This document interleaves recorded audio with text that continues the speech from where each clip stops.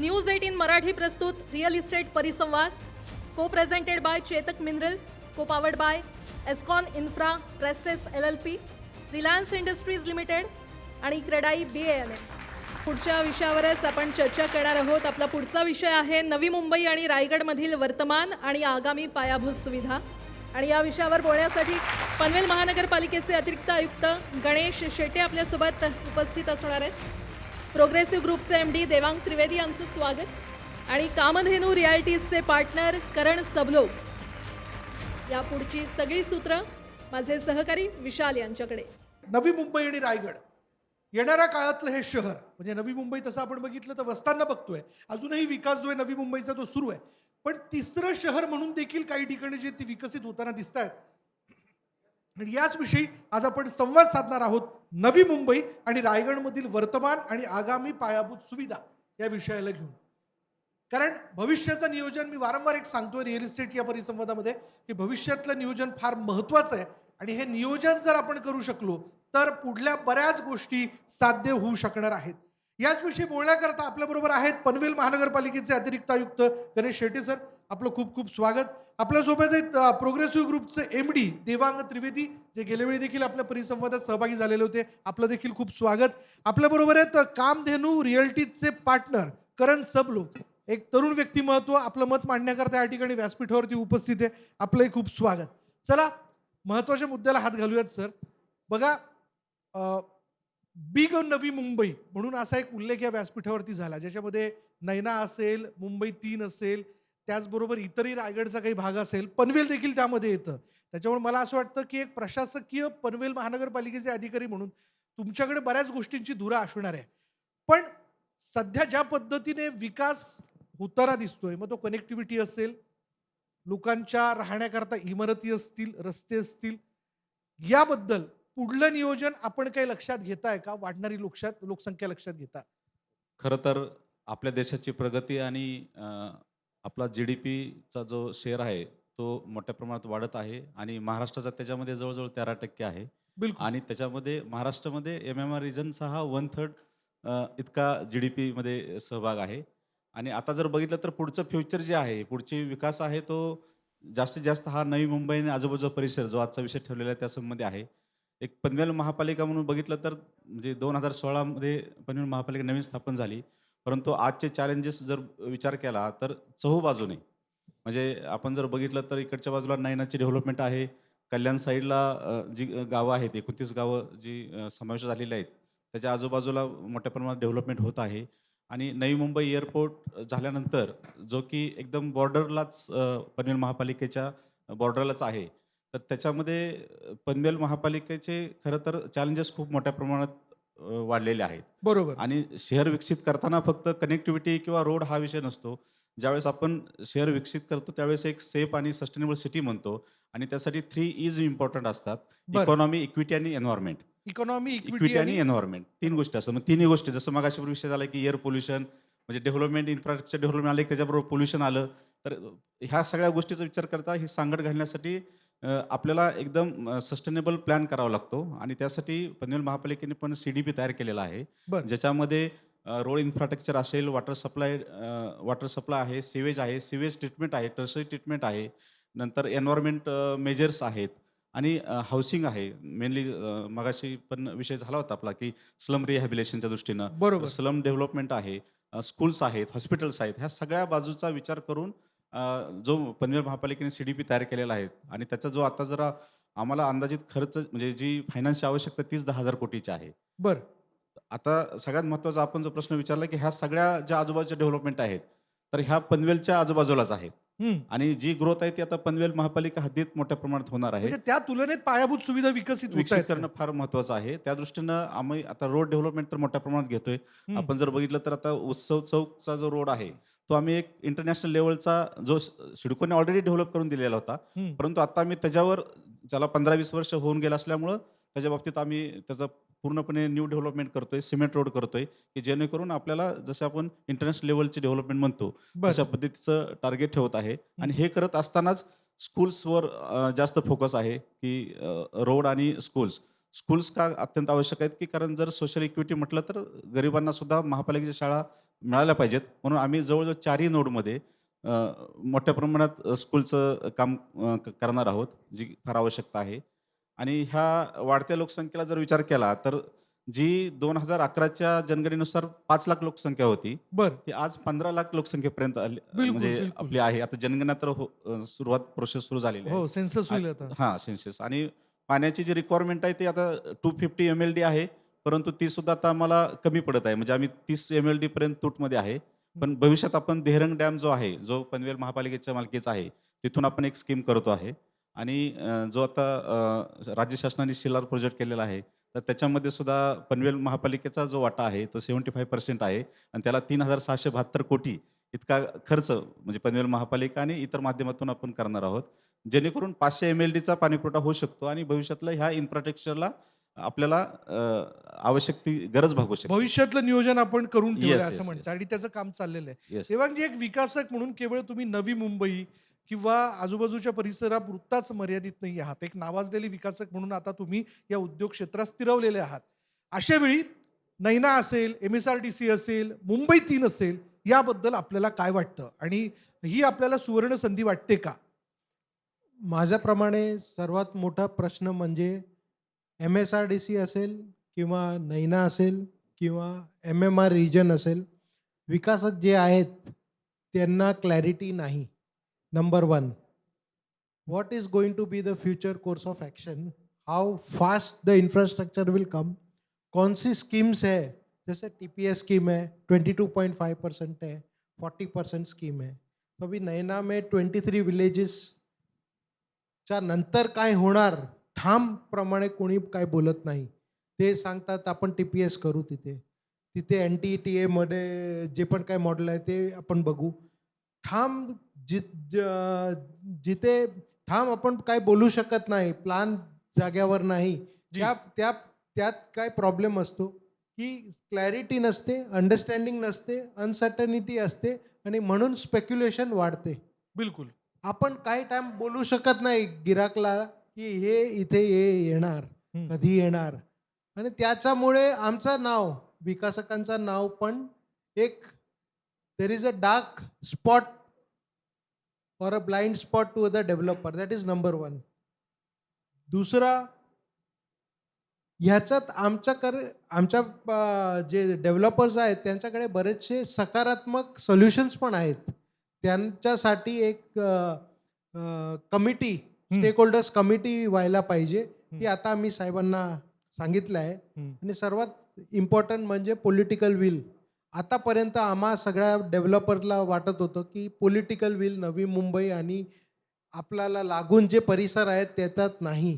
पण आता लास्ट 6 महिन्यापासून आम्हाला वाटतंय, की नाही, नवी मुंबईला एक ग्रोथ इंजिन म्हणून हं. Not only for Maharashtra but आपल्या देशाला पुढे करण्यासाठी हा एरियाला फोकस करण्यात अशी प्रकल्प आणि अशी भावना दिसून येते आम्हाला. बरं. आणि finally we should have some kind of what we say aggregate policies बरं. वेअर इवन स्मॉलर पीपल, आज जितने स्पीकर्स आए 100 एकर्स, 150 एकर्स एग्रीगेशन की बात करें, but nobody is talking of people who have 20 गुंटास और 4,000 स्क्वायर मीटर और 6,000 स्क्वायर मीटर. मध्यमवर्गीय. Yes, no, the smaller villagers, smaller stakeholders, बरोबर. smaller developers. हं. Today we have 500 developers in New Bombay who want to invest from say 50 crore to 5,000 crores. बरं. म्हणजे अगदी छोट्या But भांडवलापासून yes, so- मोठ्या भांडवलापर्यंत. yes, but finally that opportunity is not there because this entire scheme is not taking care of small, medium, large and very large. बरं. So some kind of thought process has to be applied where finally we are looking at entrepreneurs. बरं. ये हमारे 500 builders है, उनको यहाँ पे business करना है. They are aggressive about it. बरं. They are ready to put all resources. They are ready to take all risk. Demand is robust. Demand बहुत बड़ी है. लेकिन फाइनली क्या है, उसको एक फ्रेमवर्क में बैठ के उसको कैसे इम्प्लीमेंट करना, that is our challenge and that has been going on for last 13 years. We need to look at it. बिलकुल ते व्हायला पाहिजे. कारण एक तरुण विकासक तुम्ही आहात आणि तुमची फळी ज्यावेळेस या सगळ्या क्षेत्रात काम करते, तर अर्थातच एक आशावादी वातावरण आहे, की चला एक वेगळा विकास जो आहे, तो रिअल इस्टेट क्षेत्रामध्ये आम्हाला येणाऱ्या काळात बघायला मिळेल. पण तुमच्या काय सूचना आहेत? जसं नवी मुंबई चकाचक दिसतंय, आता इतर परिसर देखील डेव्हलप होणार आहे. तर काय झालं पाहिजे असं तुम्हाला वाटतं? देखिए, अगर इंफ्रास्ट्रक्चर डेवलपमेंट की बात करें ना, तो अभी हाल ही में एक फेडेक्स हब का इनॉग्रेशन ग्राउंड बिल्कुल, ब्रेकिंग परवाच्याच सेरेमनी दिवशी. हं. सेरेमनी जब हुई थी, तो ऑनरेबल सीएम सर ने वहाँ पर बोला कि न NMR region is going to be a $5 trillion economy बापरे! and major contribution is going to come from two giants, Navi Mumbai International Airport and MTHL. Navi Mumbai international airport पहले फेज में annually 2 crore travellers को cater करेगा end MTHL तो आपको पता ही है, it has contributed greatly in increasing the connectivity between Navi Mumbai end Mumbai.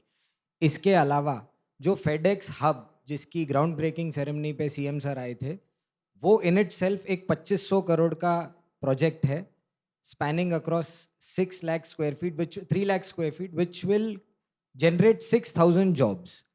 तो ऐसे काफ़ी इंफ्रास्ट्रक्चर प्रोजेक्ट्स हैं जो नवी मुंबई का फ्यूचर बनने वाले हैं. There is going to be an Airoli Katai tunnel जो डोंबिवली कल्याण की कनेक्टिविटी को इम्प्रूव करेगा एंड ऐसे कई इंफ्रा प्रोजेक्ट्स आ रहे हैं.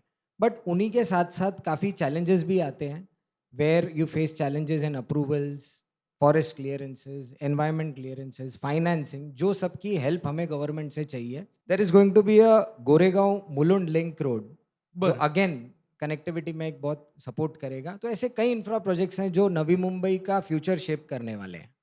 म्हणजे जिथून आपण असं म्हणू शकतो शेट्टी सर, म्हणजे आता एक लोकांच्या बोलण्यातला टोन असा आहे.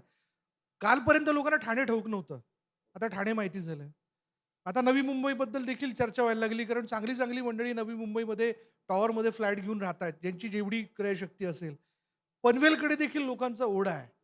पण जसं यांनी कनेक्टिव्हिटीचा मुद्दा मांडला, तर उद्या ते चित्र बघायला मिळेल का? आम्ही इथेच पनवेललाच राहतो, असं तिथला स्थानिक सांगू शकेल का? हो, निश्चितपणे सांगू शकेल. कारण आज जी राज्य शासनाकडून जी इन्फ्रास्ट्रक्चर डेव्हलपमेंट बाबतीतला जो वेग आहे, म्हणजे आपण बघितलं की यापूर्वी आपल्याला पनवेलवरून मंत्रालयात म्हणजे आता एक ऑफिसर म्हणून सांगतो की पनवेलवरून मंत्रालयात जायचं म्हणलं की 1.5-2 तासाचं गृहीत धरायचं. 2.5 तास. हां, 2-2.5 तास गृहीत धरायचो. सहज. परंतु आता हार्डली 50 मिनिट्समध्ये आपण मंत्रालयात पोहोचू शकतो. बरोबर. नंतर जी ही आहे लोकल नेटवर्क आहे ते पण अतिशय स्ट्रॉंग झालेलं आपलं टाईम टू टाईम लोकल्स आहेत आणि ओव्हरऑल रस्त्याबाबतीत जे आधी असायचे की खड्डेयुक्त रस्ते, तर आता ते खड्डेमुक्त रस्ते झालेले आहेत. म्हणजे ओव्हरऑल जर बघितलं तर तो जो त्रास होता तो कमी होत आहे आणि भविष्यातलं जर आपण जे ओव्हरऑल नेटवर्क आहे हं. आताचं म्हणजे सगळ्याच बाजूनं म्हणजे आपण बघितलं तर आता विरार अलिबाग कॉरिडॉर असू द्या, नंतर चौकचा हायवे असू द्या, कळमोरी जंक्शन आपलं डेव्हलप होतंय. आता पुण्याला जायचं असेल तर म्हणजे भविष्यात असं पण होऊ शकतं की पुण्याकडचे जे बानेरकडचे जे मंडळी आहेत ते पुणे एअरपोर्टच्या ऐवजी नवी मुंबई एअरपोर्टला येतील. बिलकुल. कारण तसं नेटवर्क स्ट्रॉंग झालेलं आहे. त्यामुळे हे निश्चितपणे होणार आहे. पण नैना मुंबईतील तुमच्या अवतीभोवतीच आहे आणि एम-एस-आर-टी-सी देखील तुमच्या अवतीभोवतीच आहे. हो. अशा वेळी जसं यांनी काही मुद्दे मांडले, म्हणजे जसं इथल्या विकासकांच्या ह्या अडचणी आहेत, तशाच तुमच्याकडच्या देखील आहेत. बरोबर की नाही? Yes, yes. तुमच्याकडची लोकं देखील त्या सगळ्या नैनाच्या उद्याच्या होणाऱ्या शहराला घेऊन गुंतवणूक करतायत. हो. तर त्या अडचणींचा पनवेल महानगरपालिका कशा पद्धतीने विचार करते, त्याबद्दल तुम्ही काही पाठपुरावा करताय का? की त्यांना सहज या सगळ्या गोष्टी सुटसुटीत व्हाव्यात? नाही, महत्त्वाचं सगळ्यात आता असं आहे, की जी आजूबाजूची डेव्हलपमेंट होती, त्याची कनेक्टिव्हिटी शेवटी पनवेलमध्येच येते. म्हणजे नैना नैना कितीही डेव्हलप झाल्यानंतर सुद्धा नागरिकांना पनवेल रेल्वे स्टेशन किंवा पनवेलचे बस स्टँड किंवा हे जे सेंटर्स आहेत, हे डेव्हलपमेंट होणं गरजेचं आहे आणि ओव्हरऑल कंजेक्शन म्हणजे जे होणार आहे, ते पनवेलमध्येच होणार आहे. बरोबर. त्याच्यामुळं आतापासूनच ते नेटवर्क नंतर पनवेलमध्ये मोठ्या प्रमाणात फ्लायओव्हर करणं गरजेचं आहे. आता आता जसं आपण खारघरलाच म्हणतोय, की खारघर आणि त्या एरियामध्ये बेलपाडा, उत्सव चौक आणि कोपरा ब्रिज हं.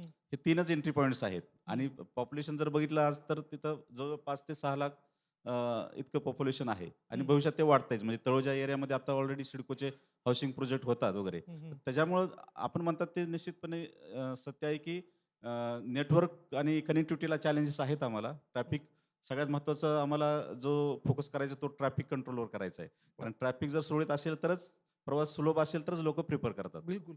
देवांगजी तुम्ही आता थोड्या वेळपूर्वी यांनी फार महत्त्वाचे मुद्दे मांडले, की असे काही प्रोजेक्ट आपल्याकडे होत आहेत, ज्याचा भविष्यात आपल्याला खूप फायदा होणार आहे.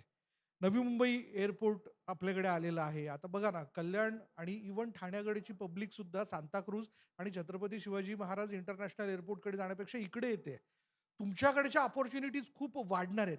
पण त्या तुलनेत तुम्हाला काय एक्स्पेक्टेड आहे सरकारकडनं, की त्यांनी तुमच्याकरता काय करावं? होणारं नवीन शहर असेल, नवी मुंबई असेल. सर्वात मोठा ॲटिट्यूड चेंज करायला पाहिजे. हं. सरकारने नवी मुंबई आणि नवी मुंबईचे परिसर हं. जे पण आहेत त्याला प्रायोरिटी नंबर 1 ठामप्रमाणे सांगायचे. बरं. सेकंड, एक स्टेक होल्डर कमिटी फॉर्म करा हं. आणि नवी मुंबईमध्ये नैना असो, MMR रिजन असो, MSRDC रिजन असो, त्याच्यावरती काही पण चर्चा असेल, ओपन माइंडेड चर्चा व्हायला पाहिजे. हं. Finally this is where all the people are involved. Third thing is एक एंटरप्रेन्योरल सोसाइटी है where you have so many developers who are ready to invest. बरं. हम लोग समुंदर पार करके दूसरे देश जाते हैं मार्केट करने के लिए, पर हम खुद यहाँ पर बैठ के इन्वेस्ट करने के लिए तैयार है. So that's something which needs to be communicated at the highest level. Hmm. Fourth is smaller stakeholders है, उनके लिए भी कुछ होना चाहिए जहाँ पे उनको लगे हम ये सिटी में इन्वेस्ट करें. Why we talk about 100 acre township, why we talk about 75 और 150, why can't we have a mini township of 20 acres 15 acres, और उसके लिए तत्काल अप्रूवल होना चाहिए. बरं. आपके पास बड़े रोड्स है 25 मीटर्स 35 मीटर 45 मीटर रोड्स है, वो रोड्स है, वो प्रपोज रोड है, उसके बेसिस पे सीसी देना चालू करो. At least things can go parallel instead of this following this. उसमें दिस फॉलोइंग दिस जब करते हैं तो 5 साल निकल जाते हैं. म्हणजे एक खिडकी योजना, one window permission. Propose road के बेसिस पे कॉमेंसमेंट सर्टिफिकेट बैलेंस एरिया में तो देना चालू करो जहां पे टीपीएस स्कीम नहीं है. Fifth, when you are creating this kind of a society which is of this magnitude, flexibility होनी चाहिए. बरं. So where if there is some kind of incentive कि ये particular 3 villages है, 2 villages है, 1 village है, यहाँ के लोग आपने हमने cumulatively एक proposal दिया, तो there should be some kind of what we say dialogue, और उसके लिए एक specific scheme बननी चाहिए. बरं. It should be as soon as possible, as fast as possible. And that is going to be the real success. Because क्या है, वहां पर हम जा रहे हैं सरकार के पास कि हम ये 150 एकड़ है, 50 एकड़ है, 25 एकड़ है, 15 एकड़ है, हम लोग सब साथ में मिलके आए, सर हम ये तरीके से ये करना चाहते हैं, हमें खाली अप्रोच रोड दीजिए, बाकी सब हम टेक केअर कर लेंगे. हे तुम्हाला अपेक्षित आहे. अपेक्षित आहे. अपेक्षित. अँड फायनली अपेक्षित हे आहे की इकडचे लोक आहेत त्यांनी नवी मुंबई बनवलेलं आहे. हां. त्यांना एक मान म्हणजे काय, ऐकून घ्या, फास्ट काम करा, झडपीने काम करा आणि आमचं ऐकून घ्या. वारंवार आम्ही तेच सांगतो. बिलकुल. बिलकुल. बरोबर आहे की नाही? हां. आपण बघू, आपण नंतर बघू, आपण याच्यावरती विचार करू. हे आम्ही 25 वर्ष झाले, आमचा करिअर आता संपवायला आलाय. तुम्हाला एक्सपेक्टेड आहे की जलद निर्णय व्हावे असं त्यांना वाटतं. जोरदार टाळ्या देवांगजींसाठी. जोरदार टाळ्या. आपला नाव आहे ना नैना, हां. ते नावातच कुंडली काहीतरी नाही आणि ना दोन्ही आहे. नाही नाही, नैनाकडे नयन लागलेले आहेत लोकांचे. तर नाही आणि नाला हा मध्ये कसं परिवर्तन व्हायला पाहिजे त्यासाठी ते आपला, त्याच्यासाठी आपण सगळे इथे एकत्रित झालो आहे. सेकंड, आपले पालक सिडको आहे, ते चालक पण आहे, ते थोडे चालक आहेत, तर त्याला आपला कडून पण प्रेशर व्हायला पाहिजे. बर की बर. इतके लोक इकडचे लोक आहेत, इकडचे विकासक आहेत, त्यांना एक प्रायोरिटी द्या. बर. ठीक. कारण जाता जाता आपल्याला प्रश्न विचारतो. तुम्ही म्हटलात की खूप मोठमोठे प्रोजेक्ट आपल्याकडे येत आहेत, कनेक्टिव्हिटी आपल्याकडे वाढते. रिअल इस्टेट सेक्टरमध्ये येणाऱ्या काळामध्ये रोजगार असेल, अपॉर्च्युनिटीज ज्याला आपण म्हणतो, त्या दृष्टीने एक बूम क्लायमेट बघायला मिळेल का? बहुत आगे जाने की ज़रूरत नहीं है। इकोनॉमी में हमारा ऑलरेडी बहुत बड़ा योगदान है। We are among the largest industry responsible for direct and indirect job creation. तो आगे जाने की ज़रूरत नहीं है, हम ऑलरेडी उस परिस्थिति में हैं। तो आगे जाके तो डेफिनेटली जैसे अभी गुप्ता सर भी बता के गए कि टाउनशिप की प्लानिंग इस तरह से हो रही है कि मुंबई 3 में 100 एकड़ 150 एकड़ इस तरह के प्रोजेक्ट्स आएंगे। तो नवी मुंबई में 90% डेवलपमेंट जो हुआ है वो प्राइवेट सेक्टर डेवलपर्स ने किया है। 10% केवल गवर्नमेंट ने किया है। तो job creation, economic growth, GDP contribution में हम ऑलरेडी बहुत आगे हैं। डेफिनेटली आगे इसकी जो स्पीड है वो 2x 3x से ही बढ़ने वाली है। जी, तुम्हा तिघांचे खूप खूप धन्यवाद. आपण एक सुनियोजित शहर या विषयाला घेऊन खरं तर चर्चा केली आणि अपेक्षा येणं साहजिक आहे. शेवटी कसं असतं की ज्याला करायला लागतं त्यालाच कळत असतं की विकास घडवणं कशा पद्धतीने घडवायचं आहे. कारण त्यातला वेग आपल्याला सांभाळायचा असतो. त्यातले आपण जर शिलेदार आहोत तर आपल्याला थोडंसं काही गोष्टी या टोचणाऱ्या बोचणाऱ्या देखील असतात. म्हणून मनापासनं आज विकासक म्हणून असेल ही नवी मुंबई घडवत असताना, तिसरं शहर घडवत असताना जे जे काही आपलं म्हणणं आहे ते या व्यासपीठावरती आपण मांडलं आणि अपेक्षित आहे आमच्या या व्यासपीठाच्या माध्यमातून सगळ्यांपर्यंत ते जातंय. त्याबद्दलचे प्रश्न देखील सोडवले जातील. पण एवढं निश्चित आहे की भविष्य उज्ज्वल आहे.